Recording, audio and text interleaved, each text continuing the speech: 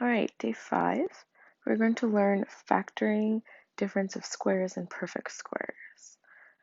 So let's start with the warm-up where we are going to expand using our FOIL rule, which is just a recap.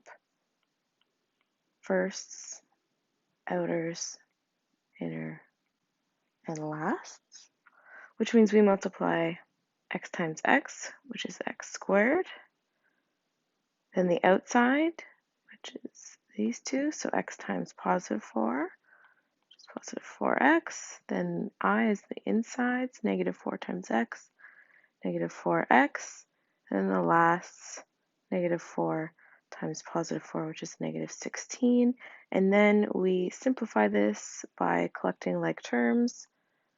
X and x are like terms. 4x take away 4x is 0 x's. So it's just minus 16.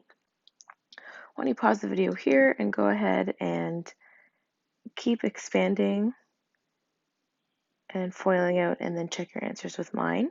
And bonus, see if you find a pattern as you are doing these.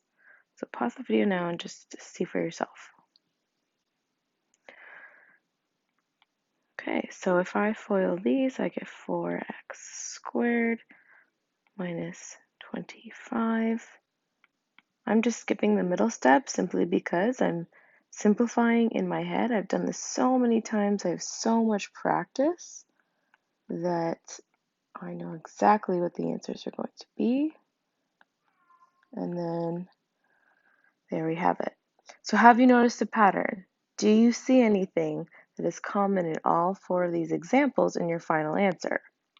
And if you said, hey, there's no x term. Everything is 0x. We don't write 0x, but we know that it's there, and you're absolutely right. So if we use that pattern that we've noticed, that there's no 0x, we can reverse and factor. So the main important point of the pattern is these numbers here. So I'm just going to take the second one as an example. So if we look at the first term and we look at the second term, what do we notice? Well, 4 is a square number and 25 is a square number. And just to recap, square numbers are when you take any number. So 1 is a square number, 4 is a square number, 9, 16, 25, 36, 49, 64. You get that pattern, and you can write square numbers down as like a list.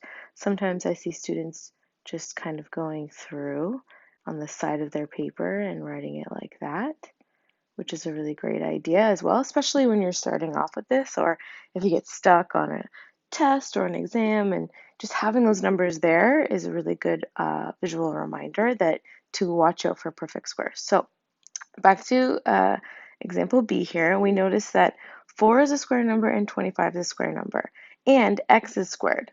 So if we look at all of the other examples, we can see that that's the case here as well.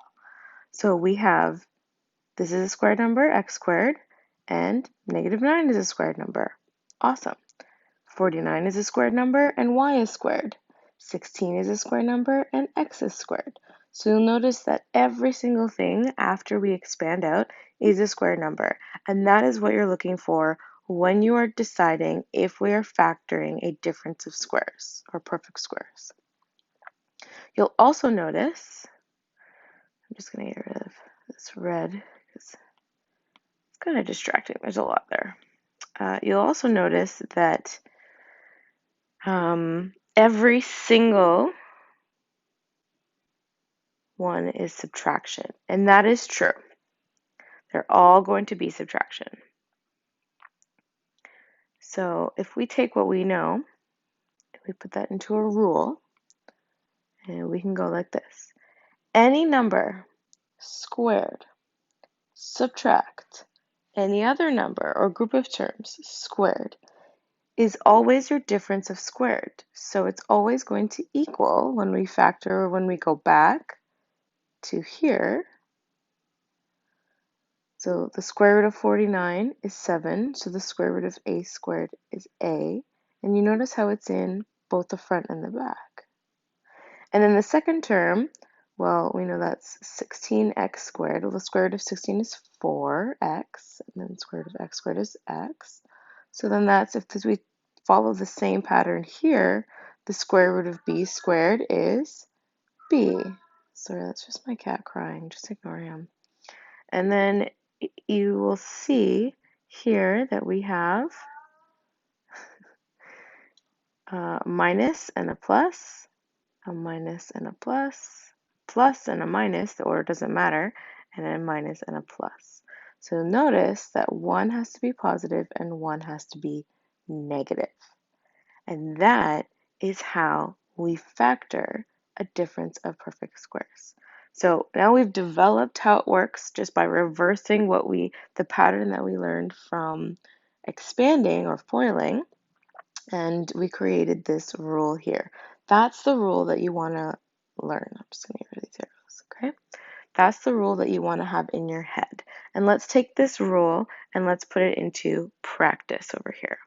So we have x squared, that's a square number, check, minus, awesome, we need that minus, and 49 squared. So right now we're going through and we're checking, is it squared, is it minus, is it squared? As soon as you have that, you know that it's going to be a difference of perfect squares. Okay? So, is it squared? Yes. Is it minus? Yes. Is the second term a square number? Yes, it is. So we take the square root of both of those. I'm just going to draw I call them skeleton brackets, so you put them there. So the first term is x squared. We take the square root of that, which is just x. It goes in front. The second term, 49, we take the square root of that, which is 7, and that goes in the second half. Those are your b's. And then one is positive and one is negative. You could put the negative first and the positive second. It doesn't matter. So let's do the same thing with the next one. X squared, x. Sometimes I even just start like that because I just know. And 25, well, that's 5. One is negative and one is positive. The order doesn't matter. Pause here, try C and D, and see what you get.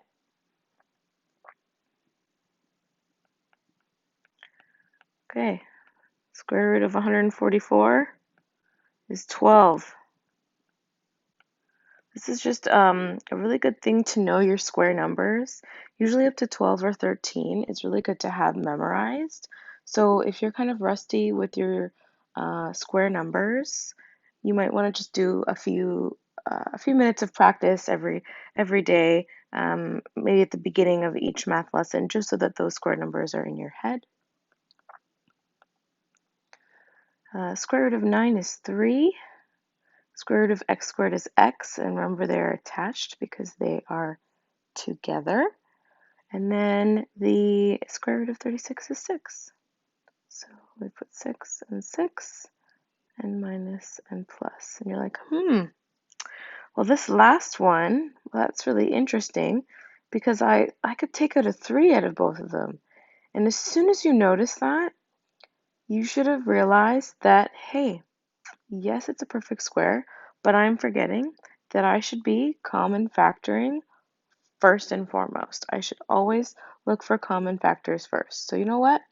No big deal. I'm just going to erase this. That's exactly what I'm going to do. I'm just going to put a little red star here and a CF to remind ourselves that sometimes common factoring pops up in perfect squares. So what is common? Well, the 9. I'm going to common factor, oops, I just put a 3. Common factor out the 9 out of both terms.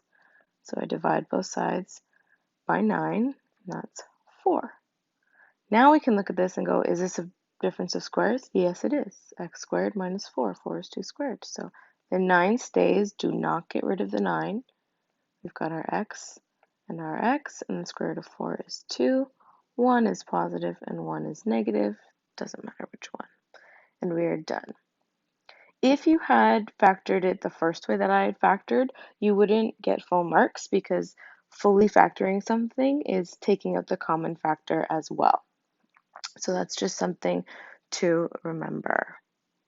So I'm going to pause the video here and then we're going to do the second section in a second.